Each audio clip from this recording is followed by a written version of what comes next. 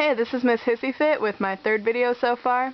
This is going to be all about the awesome kingsnakes and where to buy them and what you should look for when you're about to purchase one. So for those of you that don't know, this is Callie the kingsnake. She's not so grumpy right now. She's just got, I don't know, I've been looking at her tongue flicks and her position, and she looks a little pissed off at me. I understand, I've been handling her a little bit today, so she's probably saying, get me back in my house. I understand that. I'll get her back soon. So the first thing that I want to talk about is chain pet stores. Chain pet stores include Petco, PetSmart, and others. I would never buy from there because of this one reason. They import reptiles, and imported reptiles are typically diseased, and you know, they're not captive bred in the United States. They come from filthy conditions. They will have certain problems. You know, you'll often get imports that refuse to eat, and that's a huge issue, you know, because they can wind up dying from that. And not only that, but people that buy from stores like that are supporting importation, and I think that it's a really big, you know, I think it's important to kind of try to stop imports, because they typically do not have healthy animals, especially when you buy them from places like, you know, Petco and other things like that. Now, the places that are good to go to, one would be to rescue. That's always great. Rescuing is a cool thing. And people, please do not think of it as, you know, getting a used car. That's not what it's like at all. You know, it's not like the animal's been used.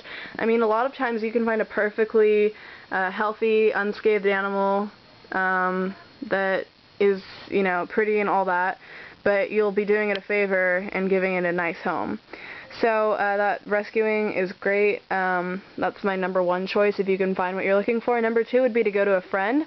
If you have a friend that's interested in reptiles, that's cool, because they'll probably be more honest with you than anybody, and they'll tell you if the reptile has any problems or whatever. So, you know, friends are good to go to if you can get something from them. Third would be to go to a locally owned pet shop, and I think that those are great because they typically breed their own animals, typically. And, you know, the ones that I've been to have actually produced quality reptiles, and I've been satisfied. Third option would be to go to a major breeder that has a great reputation and is proven to provide quality reptiles. And that's great if you're willing to spend more money. A lot of people do not want to, but let me tell you, more bang for your buck. They can have some really cool animals, great color morphs, all that. So yeah, I think that those would be the best, I think that's your best bet as far as getting them. And now, if Callie will let me touch her, she's being kind of funny right now. If you can kind of look at her, well, I mean, I don't know, her position right now is fine, you know, she's just like whatever, but earlier she kind of had her head arched back up here, and she was giving me, you know, a look. And let me tell you, when it comes to snakes, you really have to read them well, because when they're coiled up and their head's just peeking out right here, prime striking position. If you do not feel like getting bitten, then just make sure to kind of respect them and avoid that area. King snake bites really don't hurt too bad, not to me anyway. I mean, you know, getting bitten by a python is much worse. Like, I mean, like, ball python bites are way worse than king snake bites, both of which are not too bad. But you know, that's just one thing that you should try to remember, is respect the snake and look for its positions, the way it's flicking its tongue, and just any way that it might be coming at you. So, aside from that, when you want to pick out your snake, what you need to do is, first and foremost, look at its skin. Check all around. You want to make sure that it has no signs of mites. And for any of you that do not know, mites will look like gray little flecks on the skin of snakes. You know, sometimes it looks like dust. You're alright. And then you can check the belly. The belly is a good spot because you will find mites on their underside. And so just check both sides of the snake, just basically do an all-around check, make sure that everything's okay as far as that goes. And then the next thing to do would be to feel down the sides of their body and just make sure that everything feels okay. You want a nice, firm, round snake. You do not want their spine to be showing at all because, you know, an underweight snake is never a good sign. So you want to feel around, and if you feel a broken rib cage or anything like that, stay away. If it's no special color morph, a broken rib can always indicate a wild-caught snake, because sometimes in the process they can get scarred from catching them, or they can break a rib, or all of the above.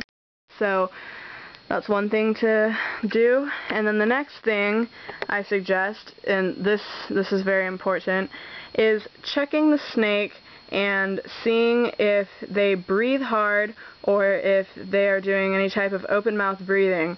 Now, what this can indicate is that they have a respiratory infections, and more times than not, they will when they're breathing hard or breathing with their mouth open, what it appears like. But really, when they have their mouths open, what they're trying to do is collect humidity from the air so that they can kind of relieve the infection that they have going on.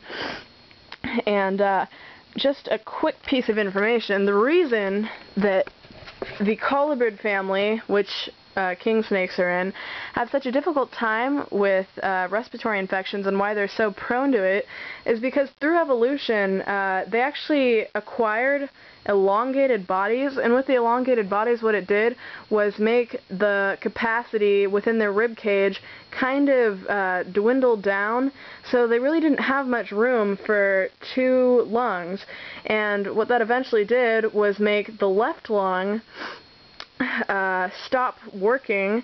And now, these days, in all colubrids, not just kingsnakes, it is a vestigial structure, much smaller than the right lung, which is the only working lung, and it's real small, it looks just like a little stub, and again, it's a vestigial structure. If you don't know what that is, it's a part of the body that actually has no function, no use. There's no reason it could be there. Like, if it was gone, you would be just fine. So the right lung is the only working lung, and with only one working lung, you can probably see why respiratory infections would be more of a problem with these snakes, you know. So that is the reason why colubrids have more problems with respiratory infections, which is another reason that you should make sure that yours doesn't. So that's basically what you should look for, and if there's any scarring on the body, make sure that the price is reduced, because that's damaged merchandise and it should never be sold at full price. They should always have that at a reduced price. So this is basically everything that you need to know about kings as far as selecting a good snake. This is just general information. We could go more in depth about it, but I think that this is pretty good starter information. So I hope that you enjoyed the video, and we'll get back to you. Bye. Thanks for watching.